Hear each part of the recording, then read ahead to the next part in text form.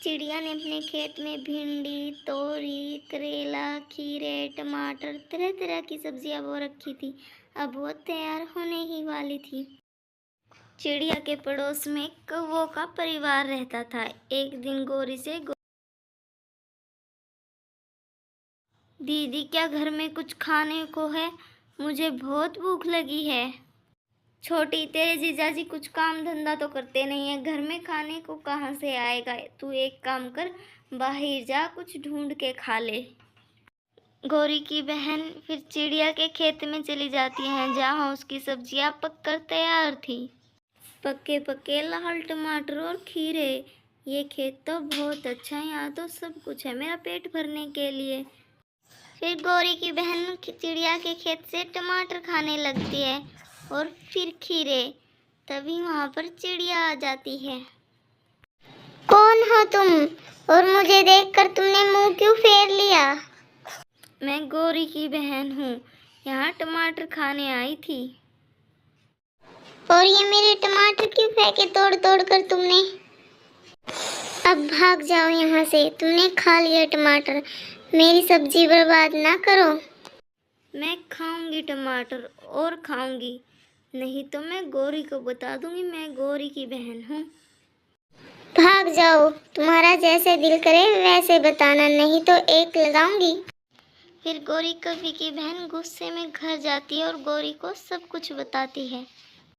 दीदी दीदी, उस चिड़िया ने मुझे अपने खेत से भगा दिया और बहुत बेइज्जती भी की। उस छोटी चिड़िया की इतनी हिम्मत, जो मेरी बहन को खेत से भगाया और टमाटर खाने से मना किया। अभी बताती हूँ उसे। फिर गौरी कवि गुस्से में चिड़िया के पास जाती है। छोटी चिड़िया, तुम्हारी इतनी हिम्मत, जो तुमने मेरी बहन को टमाटर खाने से मना किया। मैंने उसे कच्चे टमाटर तोड़ने से मना किया था और वो उल्टा मुझसे ही लड़ने लग गई। अब दोबारा मेरे घर के सामने से ना गुजरना, नहीं तो छोड़ूंगी नहीं मैं तुमको। चल चल अपना काम कर, तुम्हारे घर से आगे से नहीं गुजरूंगी मैं। फिर गौरी कवि भागी भागी कालू कौवे के पास जाती है, जो नदी पर बैठा हुआ था, और गौरी कालू को सारी बात बता देती है। अब कालू जी कुछ करिए, क्या सोचेगी मेरी बहन मेरे बारे में? अब मेरी इज्जत का मसला बन गया है।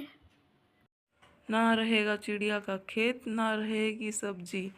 अभी उसके खेत में लाकर कीड़े छोड़ता हूँ, फिर रोती हुई आएगी मेरे पास। ही।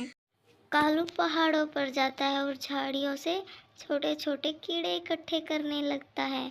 शाम भी अब हो गई थी। चिड़िया ने भी सारी तैयार सब्जियां इकट्ठी कर ली थी। जैसे ही चिड़िया अपने खेत से घर जाती है, तभी दुष्ट कौवा चिड़िया के खेत में आ जाता है और वहाँ सारे कीड़े छोड़ देता है। फिर कालू अपने घर चला जाता है। जीजा जी, उस चिड़िया ने मेरी बहुत बेइज्जती करी है, मैं उसे रोते हुए देखना चाहती हूँ। रोएगी चिड़िया, बहुत रोएगी, कल देखना तुम। चिड़िया फिर सुबह सुबह अपने खेत में जाती है। वो अपनी बैलगाड़ी को एक पेड़ के नीचे खड़ा कर देती है।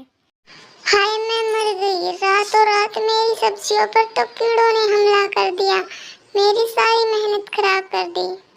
फिर चिड़िया अपने खेत में ही बैठकर रोने लगती है। मैंने सोचा था अब की बार सब्जी बेचकर नया घर लूंगी, अब कीड़े लगी सब्जी कौन लेगा मेरी? और कौवे घर बैठे खुशियां मना रहे थे। जरूर ये उन कौवों ने किया होगा, ये कौवे हमेशा मेरा बुरा ही सोचते हैं। शाम को फिर मिट्ठू तोता भी चिड़िया के पास सब्जी लेने आ जाता है। मिट्ठू, मेरी तो सारी ही सब्जियों पर कीड़ों ने हमला कर दिया, मेरी सारी सब्जियां बेकार हो गई हैं। चिड़िया, रोना बंद करो, रोने से कुछ नहीं होगा, मेरे पास कीड़े मारने का स्प्रे है, मैंने अपने अमरूद पर किया था और सारे कीड़े मर गए थे, तुम भी उसे अपनी सब्जियों पर कर लो। चिड़िया ये सुनकर खुश हो जाती है और मिट्ठू अपने घर स्प्रे लेने चला जाता है। वो स्प्रे लाकर चिड़िया को दे देता है और चिड़िया अपने खेत में स्प्रे कर देती है। चिड़िया 2 दिनों तक सब्जियां मत तोड़ना, 2 दिनों के बाद सारे कीड़े मर जाएंगे। फिर चिड़िया की स्प्रे लगी सब्जी गौरी और कालू का बेटा जग्गू खा लेता और वो वहीं मर जाता है। जैसे ही गौरी और कालू को ये बात पता चलती है, वो चिड़िया के खेत में आ जाते हैं। इन सब्जियों पर तो चिड़िया ने कल ही स्प्रे किया था, ये सब्जियां तो जहरीली थी। और कालू और गौरी अपने बेटे को देखकर जोर जोर से रोने लगते हैं। ना मैं चिड़िया के खेत में कीड़े छोड़ता, ना वो स्प्रे करती और ना जग्गू मरता। सही कहा है किसी ने, अगर हम किसी का बुरा सोचते हैं तो हमारे साथ ही बुरा होता है।